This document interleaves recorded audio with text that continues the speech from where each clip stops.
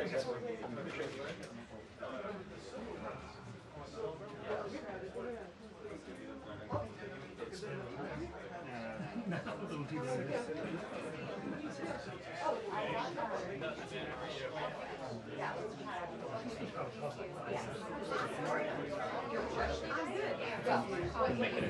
you can make it.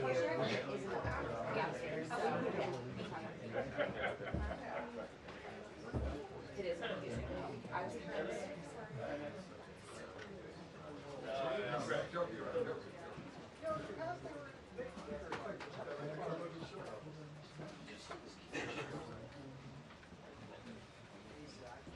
hey, yeah.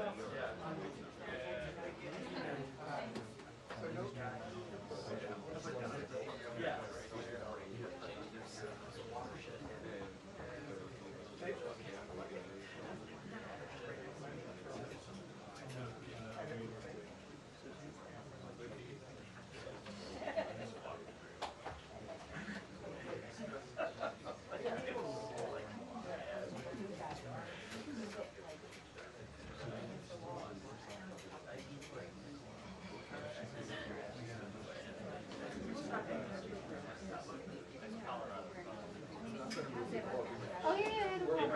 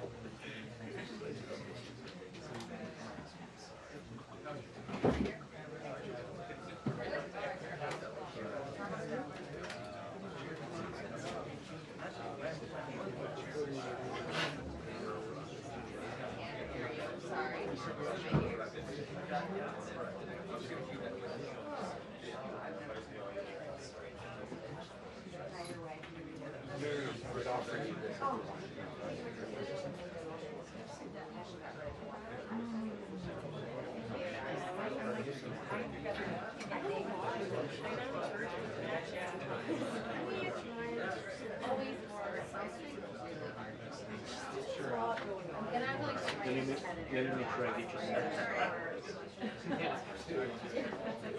I wanted this for you.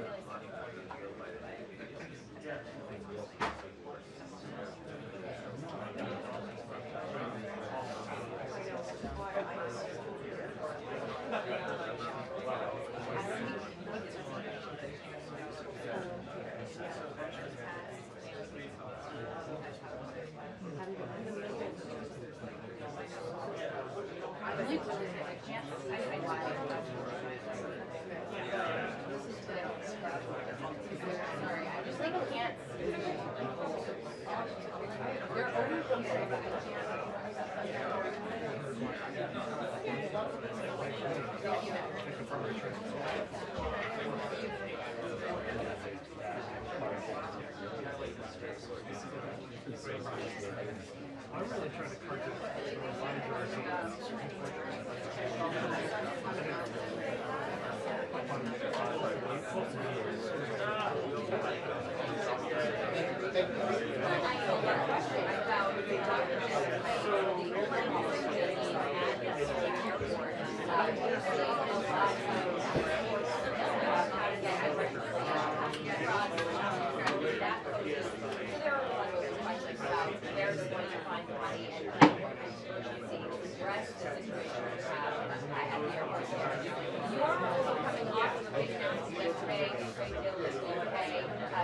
Positive response to the market, but there was a mixed reaction from prices. We had Jason Furman, who was a father of mine, saying that are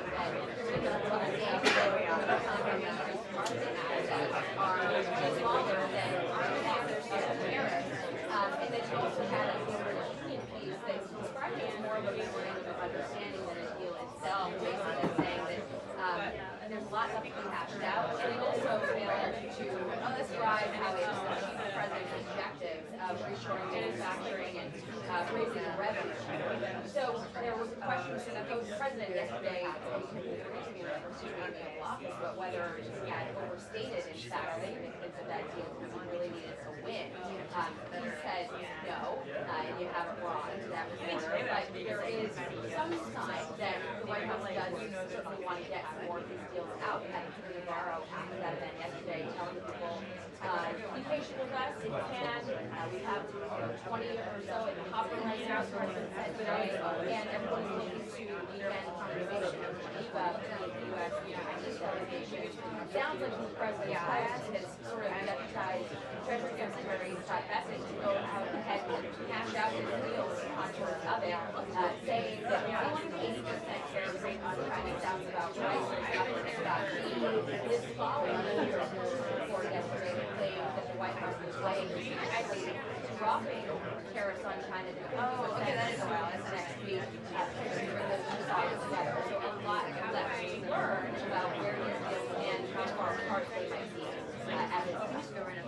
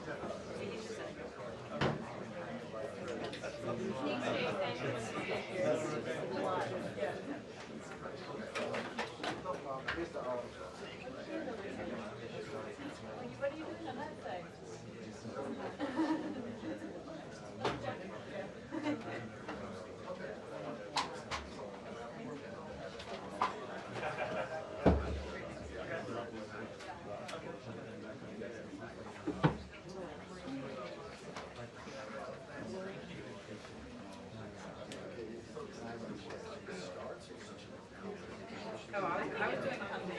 I was like, when she walked through the doors, yeah.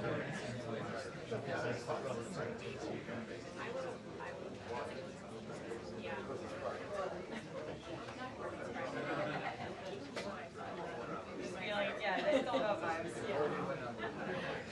Go in here for the number. Yeah.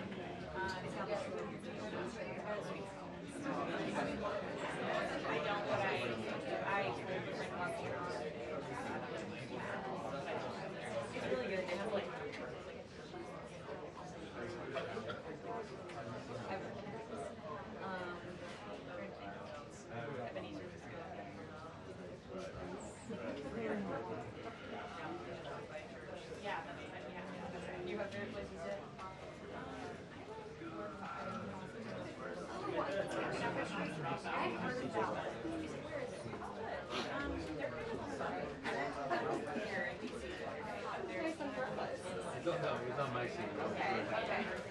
We might need that for later. Oh, Yeah, and then they started in New York, so they're 4 or 5 Oh, try that. I love a good yeah. Like, I feel like I found one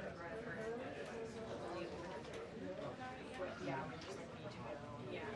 Yeah. Swing. Everything. Yeah, it's just like yeah. Really?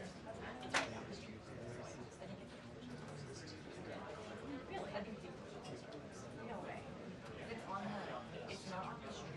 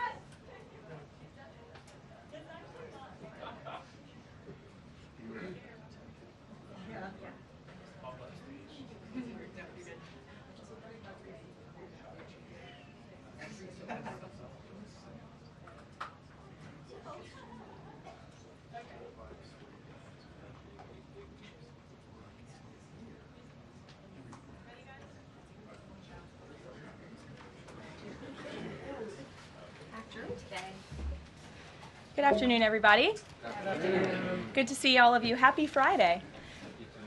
The president looks forward to embarking on his historic return to the Middle East, visiting Saudi Arabia, Qatar, and the United Arab Emirates next week, where he will focus on strengthening ties between our nations. 8 years ago, President Trump's first trip was to this same region of the world, where he introduced his bold peace through strength foreign policy strategy.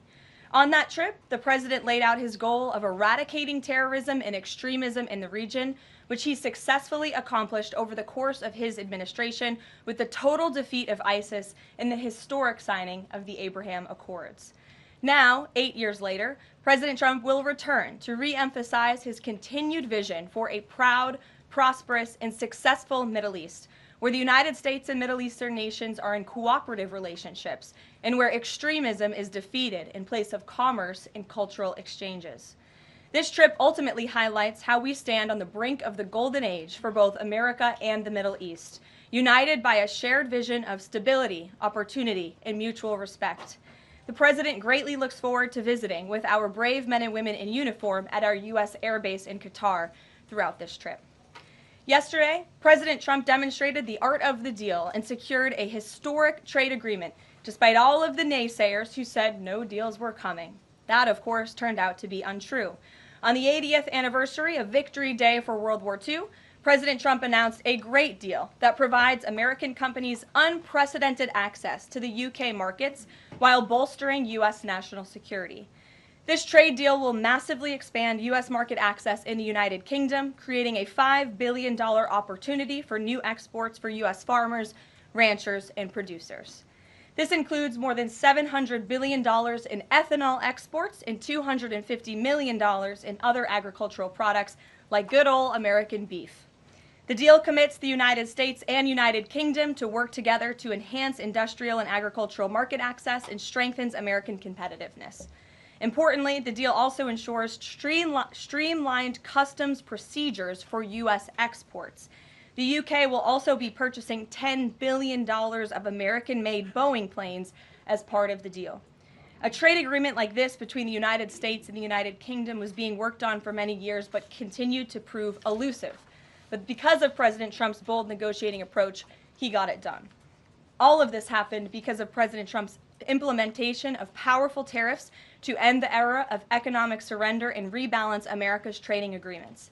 American workers and companies are the best in the world, and they finally have a president who has their backs, fights for them, and delivers good deals that puts them first.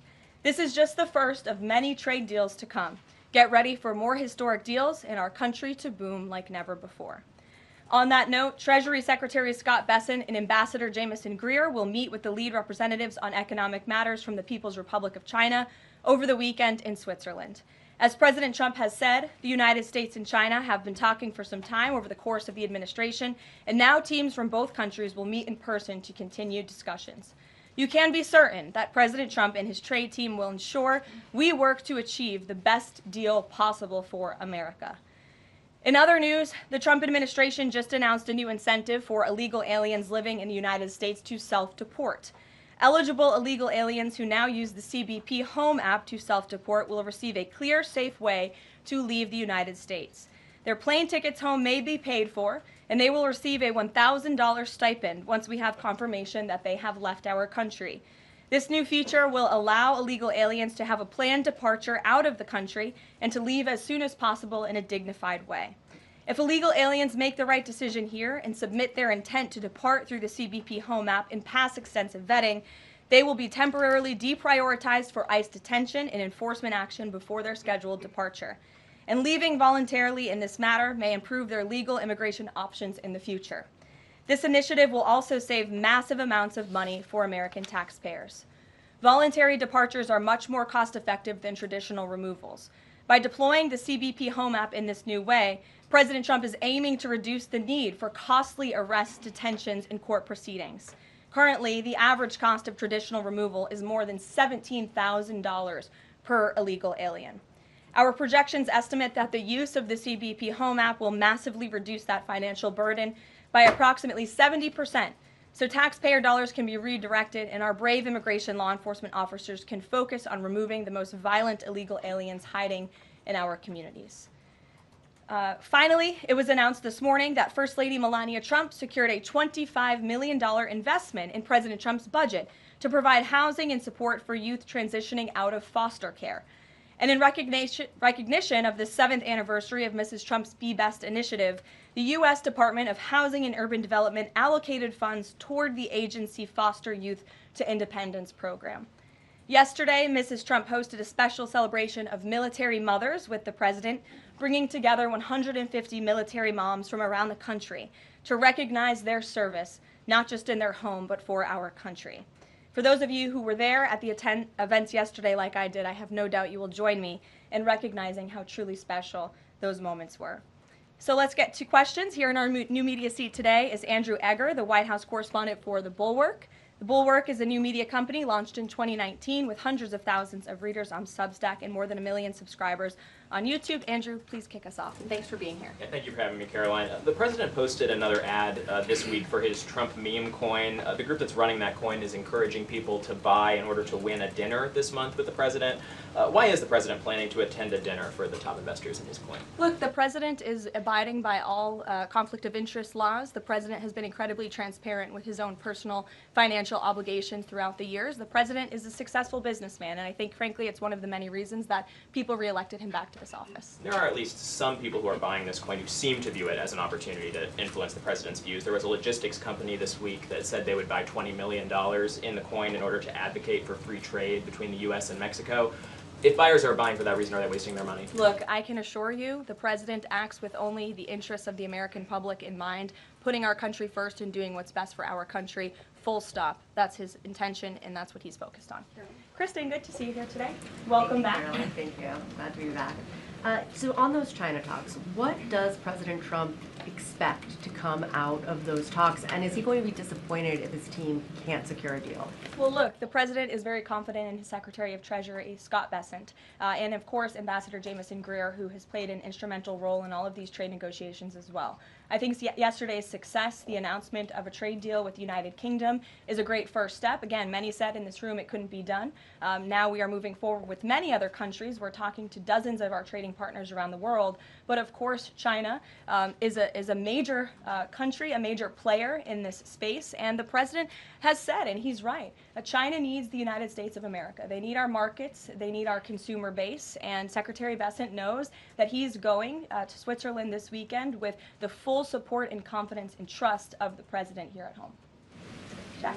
Thanks very much, Caroline. Two questions. First, can you give us an update on U.S. efforts to mediate or have an impact on the conflict between India and Pakistan? Sure, I absolutely can. This is something that the Secretary of State and, of course, now our National Security Advisor as well, Marco Rubio, has been very much involved in. The president has expressed he wants to see this de-escalate as quickly as possible. He understands these are two countries that have been at odds with one another for decades, long before President Trump was here in the Oval Office. However, he has good relationships with the leaders of both countries, and the Secretary of State, Marco Rubio, I spoke to him just yesterday. He has been in constant communication with the leaders of both countries trying to bring this conflict to an end. Just one other question. Yesterday, we saw the news of the new Pope.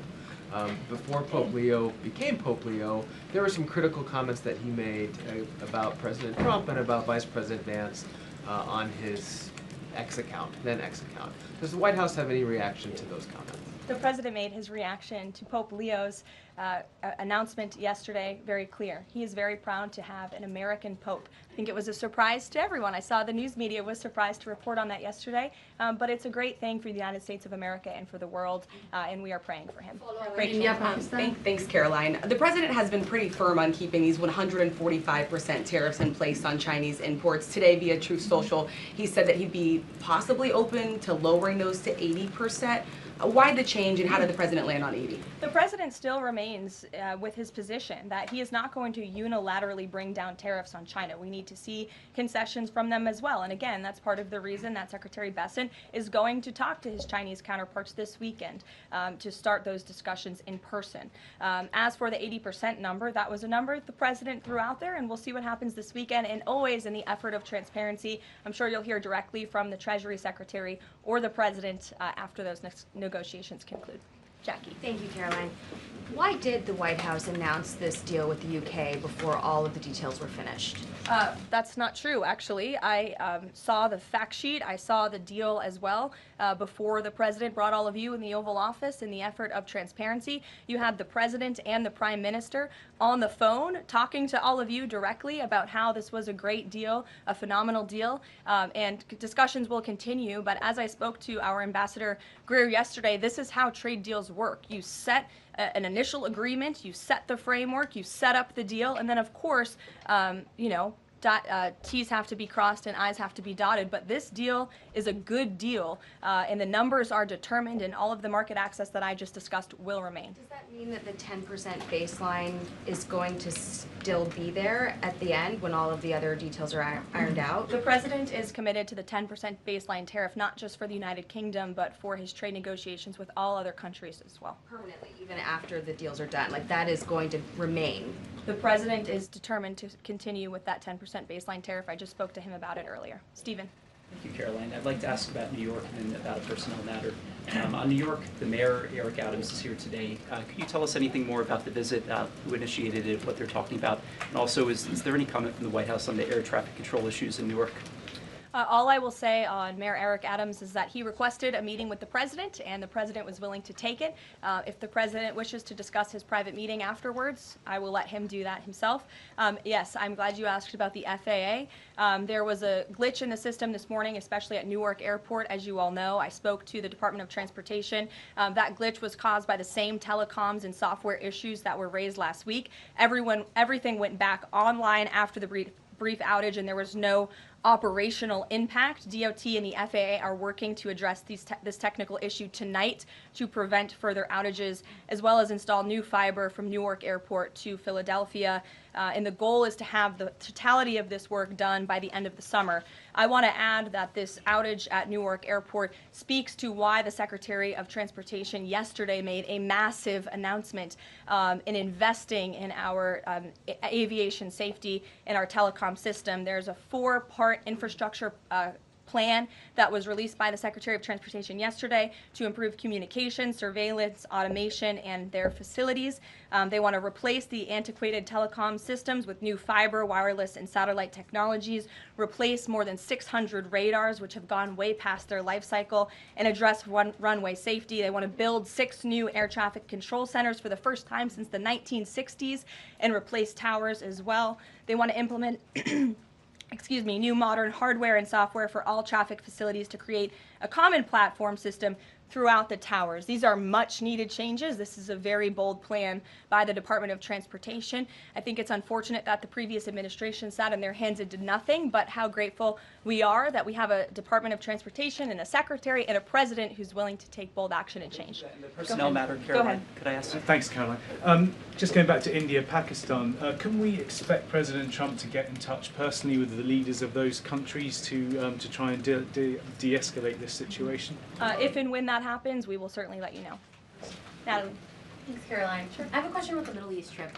Will any of the president's family members, like including Don Jr., Eric, or Jared Kushner, be joining him on the trip? I am not tracking any of the president's family members joining us at this time, but of course the first family is welcome to come. I hope they would. They're great people, great to be around, but I'm not tracking them on the manifest. And given that you noted he is a successful businessman, do you know if the president has any plans to meet with any of the folks involved with any of the family businesses over there, or see any of the sites that are going to be Not to my knowledge, and let me just get to the premise of your question that both of you have raised. I think it's frankly ridiculous that anyone in this room would even suggest that President Trump is doing anything for his own benefit.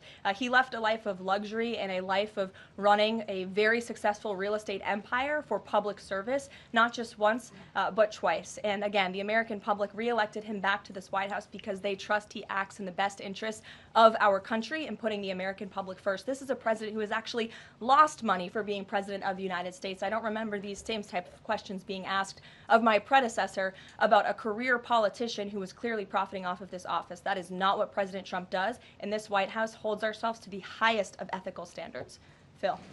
Thank you. There's this Reuters report that the U.S. is in talks with Israel about an American-led post-war administration in Gaza. Is that accurate? Are these talks ongoing? We are in constant communication and dialogue with our counterparts and our allies and friends in Israel. Ron Dermer was here at the White House yesterday meeting with members of President Trump's team.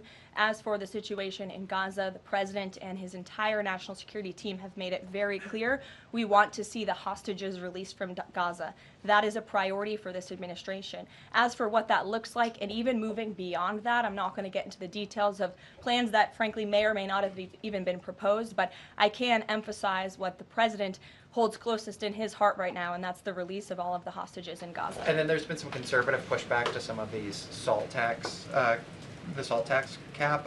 For instance, Majority Leader Steve Scalise said that bringing back the state and local tax deduction would essentially mean, quote, 45 states are subsidizing 5 states that have very high taxes imposed by leftist governors. Is he wrong? Is it fair to ask red Indiana to bail out blue New York? Well, look, this is an ongoing discussion on the Hill. There's a lot of disagreement on Capitol Hill right now about the SALT tax proposal, and we will let them work it out. As for the tax provisions in the reconciliation bill, the priorities of this president, he has made them incredibly clear. No tax on tips for our hardworking service workers, no tax on Social Security for our well-deserving seniors who have worked their whole lives to pay into this system, no tax on overtime for hardworking Americans as well, and there's a plethora of other priorities the president wants to see in this bill. Anyone who opposes this bill will be opposing the largest tax cut in American history. They will be voting to raise taxes by the tune of $4 trillion on the middle class of this country, and we look forward to holding them accountable for that. Everyone on Capitol Hill on both sides of the aisle should be supportive of the president's tax priorities. Follow up on that? Go ahead. Sure. Go ahead, and then I'll go to your follow-up. Thanks, Caroline. So I want to follow up on the Truth Social post. So the president's saying 80% tariffs could come down. Just an announcement would be enough to lower those tariffs? Is that what he's looking for from the Chinese? Well, that's not what the president said. He said that an 80% number may sound good to him, but again, he's in constant contact with our Secretary of Treasury, who will be leading these negotiations this weekend. And historically, the Chinese have made the meeting itself a win.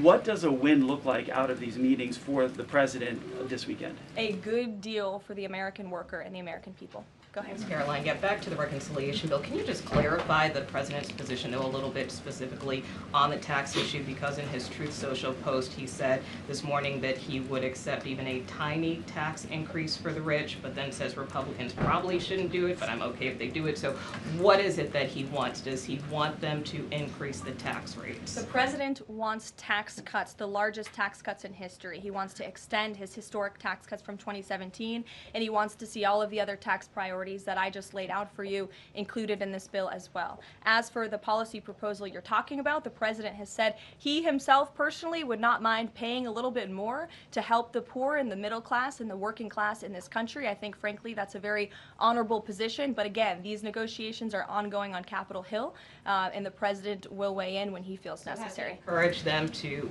have a higher bracket for top earners? The president has made his personal position on this matter clear. Michael. The president's in constant communication with leaders on the Hill. Ahead of the president's trip to the Middle East, he's mentioned he wants to rename the Persian Gulf the Gulf of Arabia. Iran is now saying that doing so will bring the wrath of all Iranians. Can you talk about the support that the Gulf of Arabia has in the region and why this is important to the president? Well, first of all, the president has said he hasn't made a determination yet. That was in the news that you guys all asked him about it, and he said he wasn't quite sure. So he hasn't made a definitive decision on that yet. And secondly, Caroline, the president has shown support for South African refugees that are coming to the United States next week. Can you talk about what these refugees are fleeing and why this is a priority for the administration? Well, the president has actually signed an executive order on that matter. My office can get it back to you, Michael. But this group in South Africa has faced racial persecution. In fact, the government there has vowed to take away their farmland that they own. And so the president has talked significantly about this. As for further details on refugee claims and asylum claims, I would defer you to the State Department. Can I follow up on that? Go ahead. No, in front of you. Thanks, sorry. Sure. Thanks, Caroline. Does the administration have any response to the news today that a federal judge has ordered the immediate release of Ramesa Ozturk from detention, and particularly his comments that the government submitted no evidence other than an op-ed that Ozturk wrote last year?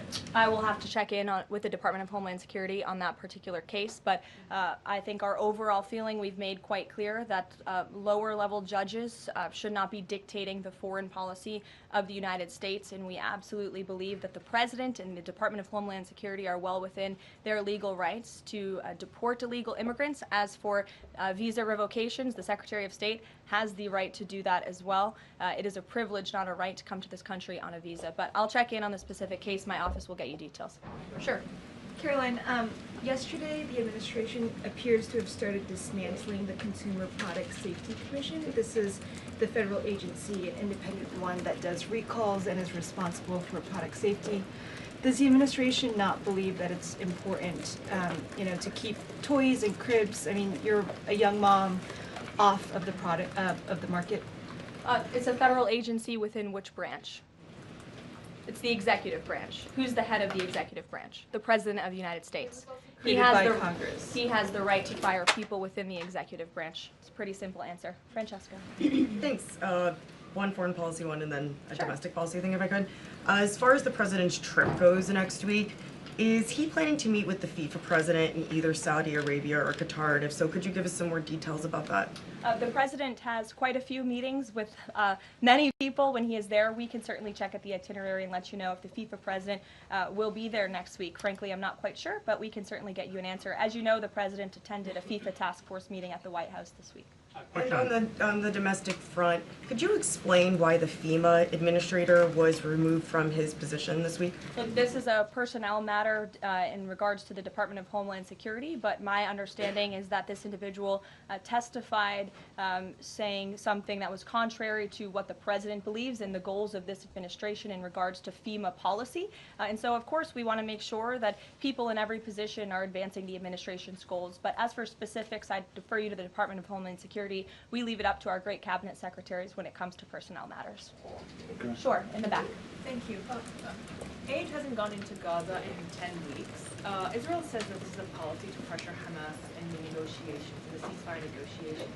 Is this a policy that this administration supports? The president answered this week. He said that he wants to ensure that aid can get into Gaza, but we have to do it in a responsible way to ensure it doesn't end up in the hands of terrorists. So this is something the administration is actively working on, and when we have a policy to announce on this definitively, we can certainly let you know. Can you talk about this effort for the U.S. to take over the distribution of aid in Gaza, to exclude Israel, but also international organizations said this effort militarizes aid?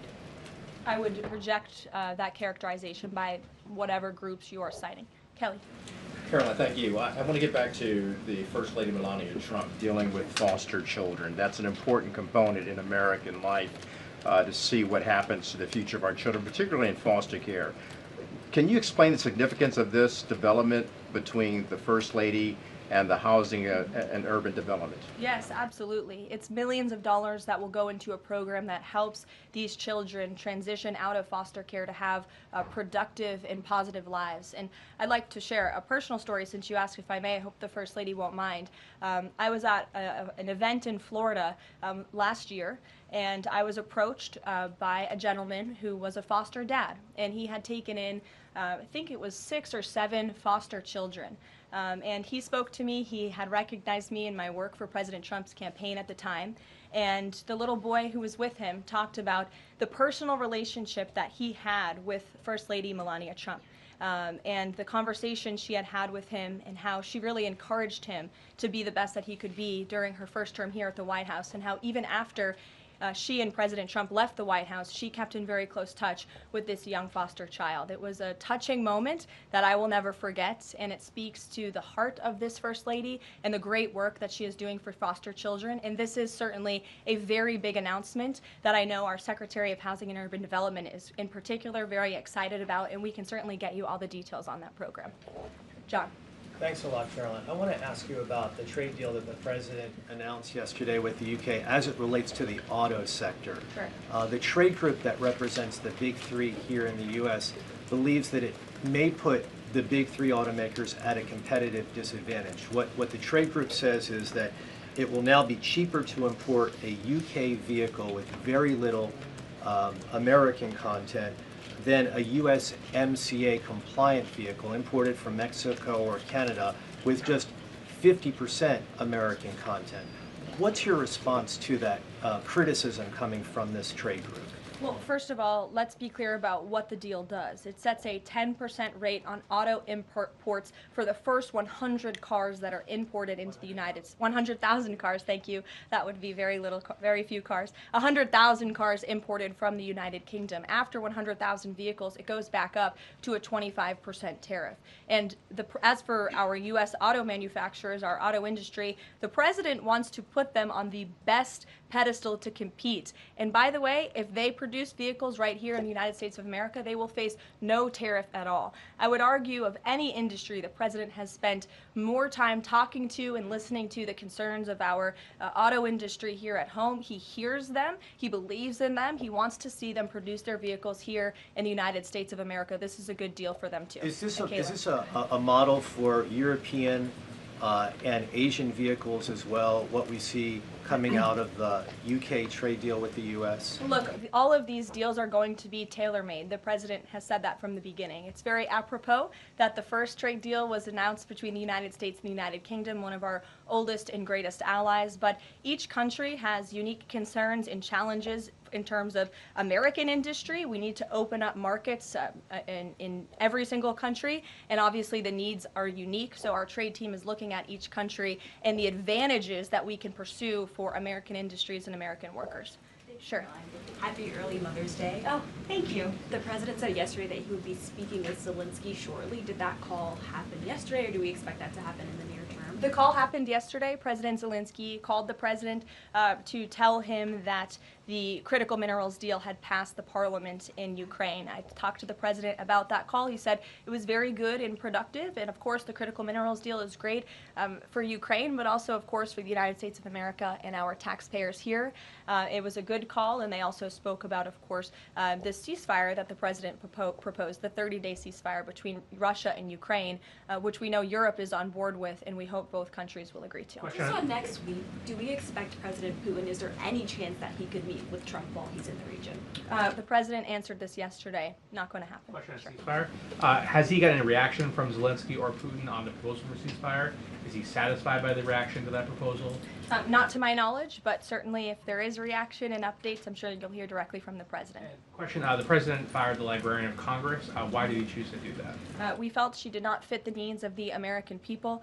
There were quite concerning things that she had done at the Library of Congress in the pursuit of DEI and putting inappropriate books in the library for children, and we don't believe that she was serving the interests of the American taxpayer well, so she has been removed from her position, and the president is well within his rights to do that. John. Thank you, Caroline. Happy Mother's Day as well. Thank you. President Trump ran on delivering the biggest tax cut in history, got over 70 million votes. Right now, you got a handful of obstructionists in the Republican conference that are saying they're not going to go along with his tax cut package. You just said those that don't will be held accountable. What is your description of being held accountable? Well, look, I think they'll be held accountable by the voters in their respective districts if they choose to vote for a tax hike to the tune of $4 trillion, which would raise taxes to thousands of dollars per household in this country. The president has great political instincts. That's why he's back in the Oval Office, and Capitol Hill should follow his lead. As for the president, speaking of him, he will be signing executive orders later this afternoon. We are happy to provide more information on those executive orders if you wish. Thank you for the Mother's Day wishes, and happy Mother's Day to all of the moms in the room. And don't forget to call your mom this Sunday. We'll see you guys later. Have a good weekend. Thank you, Caroline.